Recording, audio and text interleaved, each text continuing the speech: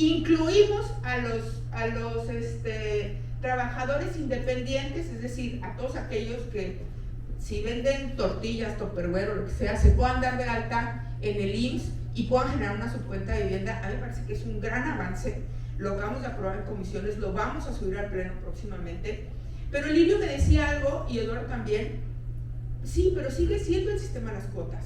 Tenemos que encontrar una manera, y yo coincido en eso, en cómo vamos a darle tratamiento a aquellos que no entran al sistema de las cuotas, que no entran a la subcuenta de vivienda. Pero creo que esto nos va a subsanar muchísimo a todos aquellos que pueden entrar a la formalidad de entrar al IMSS, generar su subcuenta de vivienda y poder ser beneficiarios de las viviendas del IMSS.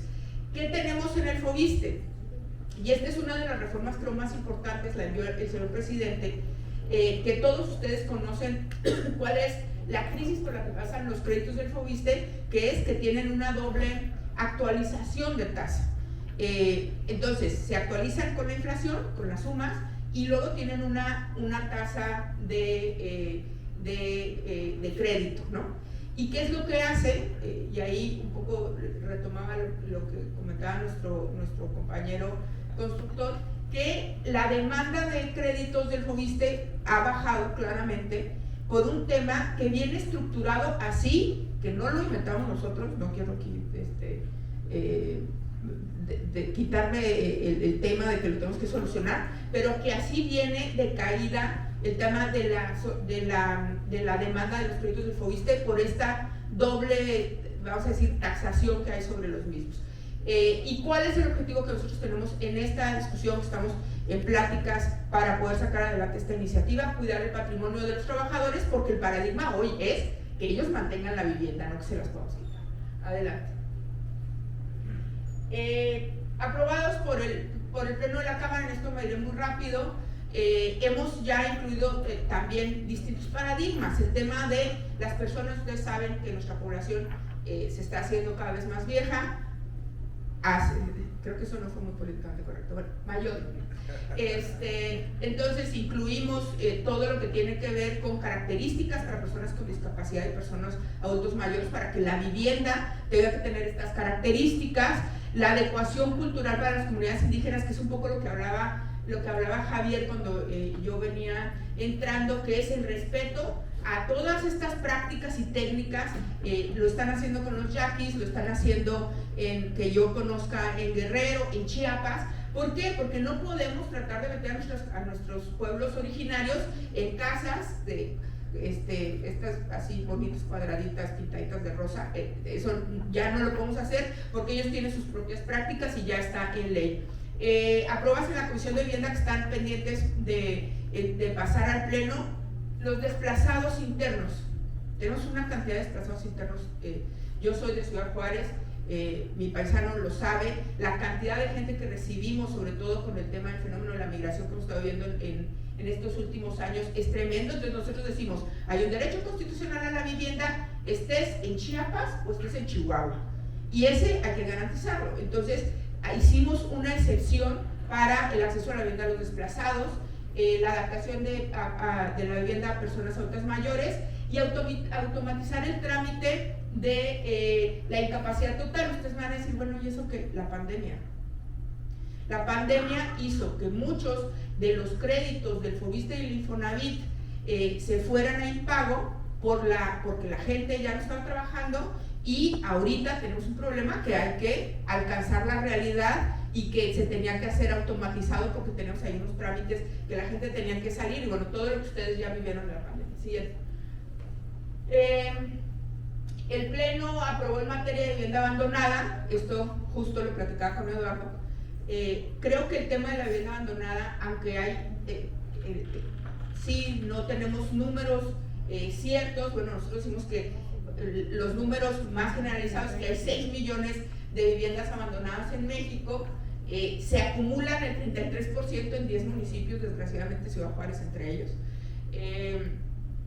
Y bueno, en el anterior, ¿qué es lo que hicimos? Hacer una propuesta para que esa vivienda abandonada no solamente se recupere con créditos, que otra vez es lo que decía Eduardo el día de ayer, platicamos con Lirio y con Edna anoche, ¿cómo le hacemos para que esa vivienda abandonada, inclusive Román nos lo señalaba así, el secretario de Desarrollo Urbano, cómo le hacemos para que la gente que ya llegó y se posesionó de esas casas pueda mantener esa casa?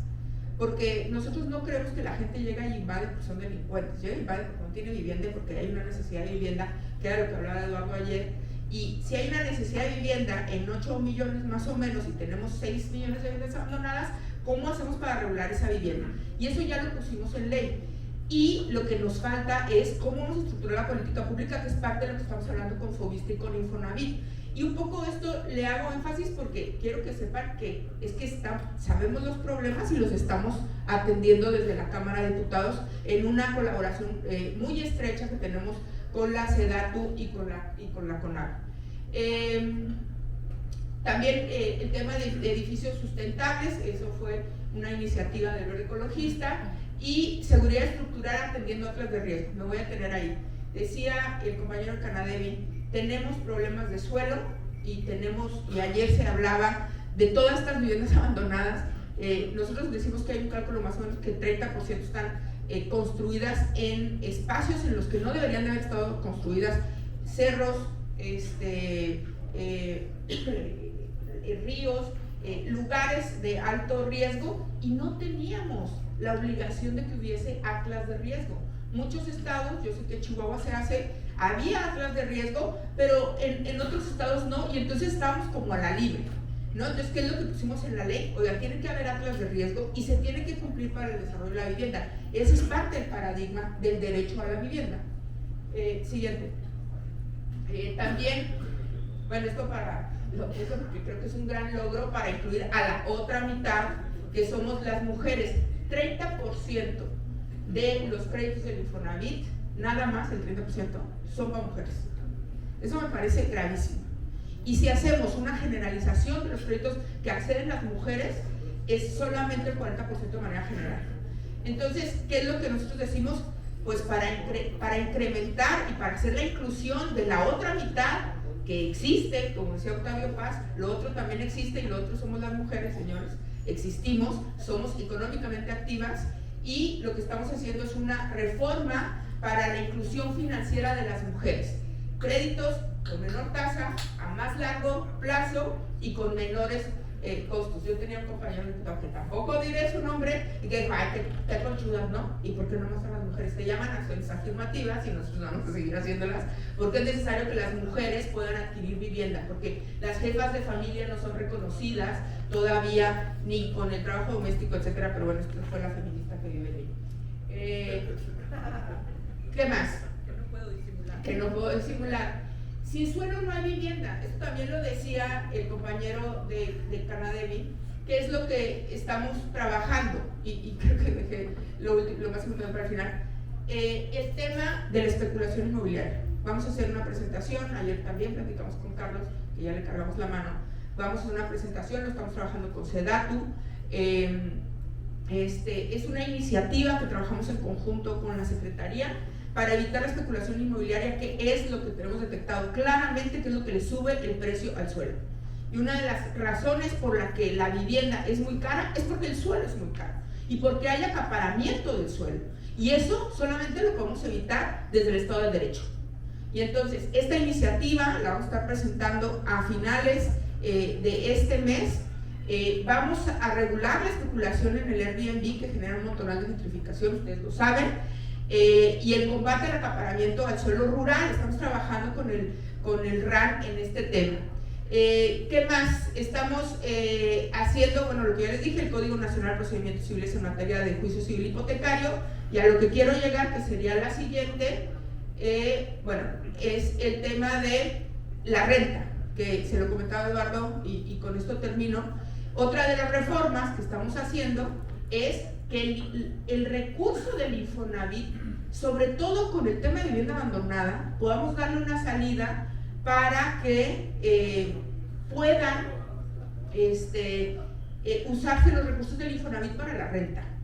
Esto de lo que hablaba Gaby, que es esta nueva generación que hay estudios muy claros que dicen, a lo mejor ya no pueden adquirir una vivienda, pero a lo mejor tampoco quieren. Entonces tenemos que responder como Estado a esta situación. Hemos platicado muy seriamente con el Infonavit y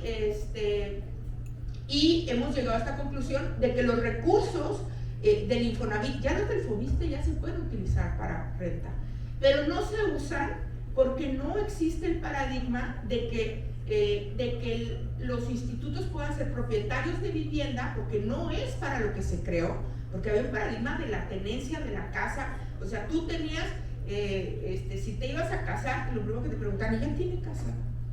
¿Ya tiene dónde vivir? Bueno, pues ahora es cómo cambiamos ese paradigma y cómo el Estado ayuda a las nuevas generaciones a tener vivienda. ¿Cómo lo vamos a hacer? Con los institutos más importantes que tenemos de recursos, que dan recursos a la gente, el Infonavit y el Fobiste, que puedan dar recursos a la gente para arrendamiento.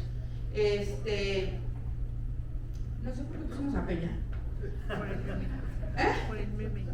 Ah, por el meme. Ok, pero entonces aquí les pregunto qué hubiesen hecho ustedes o qué haríamos. Yo cerraría diciendo que creo que en la participación anterior, esta es la política que vive en mí, pareciera que tenemos diferencias, pero yo creo que este tipo de foros sirven para llegar a las coincidencias.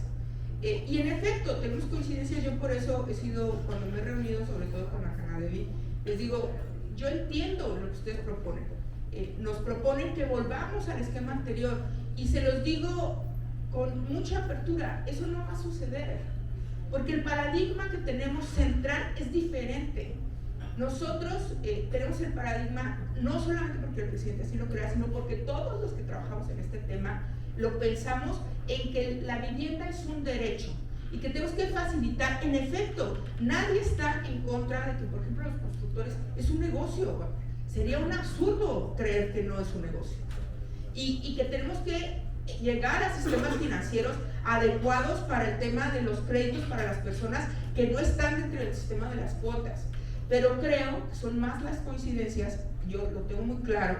Yo desde que llegué a la presidencia de la Comisión de Vivienda, de quienes me abrieron literalmente los brazos y me arroparon para, no solamente Edna, a la que yo se lo voy a agradecer toda la vida, es como mi madrina en este tema de la vivienda, ha sido la gente de la Comunidad. Entonces, vayamos sobre las coincidencias. Nosotros estamos abiertos en la Cámara, los invitamos a todos los temas. El 23 van a estar con nosotros, va a estar Javier, van a estar ustedes en el pleno de la Comisión de Vivienda. Transitemos sobre las coincidencias.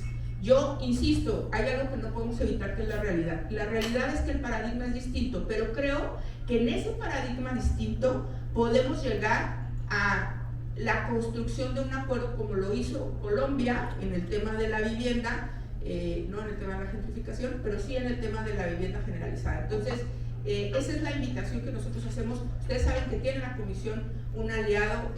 Vamos a hacer un foro al que están cordialmente invitados, que lo va a hacer a saber Carlos, en septiembre, en el tema de vivienda adecuada y los avances que queremos traer, todas las experiencias internacionales sobre el tema, para que podamos hacerlo mejor y podamos transitar a un justo medio, donde el paradigma de la vivienda como derecho, donde ayudar primero a los que más necesitan. Sabemos, yo soy norteña, pues, sabemos que los de Chihuahua también somos ciudadanos mexicanos, pero también estamos convencidos que hay que sacar adelante a todos aquellos que en el profundo sureste de este país necesitaban y tenían que salir adelante, a las áreas rurales. En Chihuahua estamos haciendo enfoque en las áreas rarámuris, y bueno, pues creemos que eso es necesario para poder más o menos equilibrar la balanza. Perdón que me excedí, muchísimas gracias. Muchas gracias, diputada.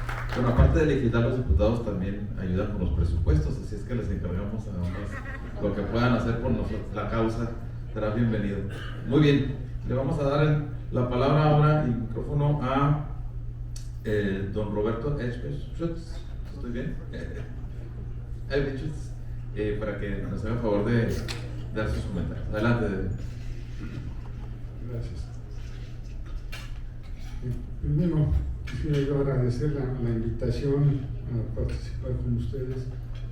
y este agradecimiento va junto con una felicitación para la CONADELI por la decisión y la importancia que tiene sentarse a discutir abiertamente los temas, aceptar que hay distintas posiciones, distintos intereses y que es importante escucharlos a todos y, como decía la diputada, llegar a un punto en donde busquemos las convergencias y busquemos construir hacia adelante, que todavía el reto es muy grande.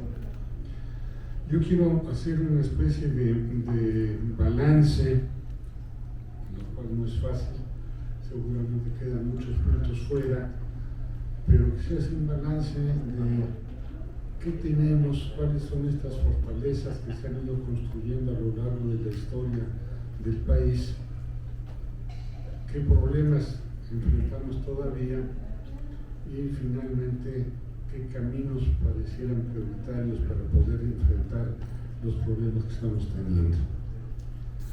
Entonces, para iniciar con la parte del balance positivo, y voy solamente a hacer una puntualización muy breve, no hay tiempo para profundizar en ello. Empezaría hablando de la Constitución. Tenemos una Constitución que afortunadamente tiene aspectos muy positivos. Yo solamente mencionaría el 27 constitucional, en donde se define claramente que la propiedad del suelo le corresponde al Estado y es el Estado el que genera la propiedad privada. Entonces, es esta visión fundamental de la Constitución que hay que rescatar. La Constitución misma nos dice que el Estado puede imponer modalidades a la propiedad. ¿Qué quiere decir imponer modalidades? Tiene que decir que el derecho de la mayoría está por encima del derecho particular y que la definición de los usos del suelo tiene que estar hechos en función del interés de la mayoría. Y finalmente tenemos ya incorporado en la Constitución también el derecho a la ciudad, tenemos el derecho a la vivienda. Lamentablemente no tenemos todavía explícitamente el derecho al suelo, que es probablemente el más importante y que es el que permite el derecho a la ciudad y el derecho a la vivienda. Este derecho al suelo es algo que todavía tenemos que enfrentar. Tenemos leyes de vivienda, la ley federal, tenemos leyes estatales de vivienda que ya establecen las reglas del juego, dicen qué le toca hacer a cada quien y tenemos que abocarnos a ello. Tenemos instituciones, está la SEDATU con la política de vivienda, está CONAVI como el gran ejecutor de vivienda ahora integrado y de manera muy bien orientada en función de las necesidades de la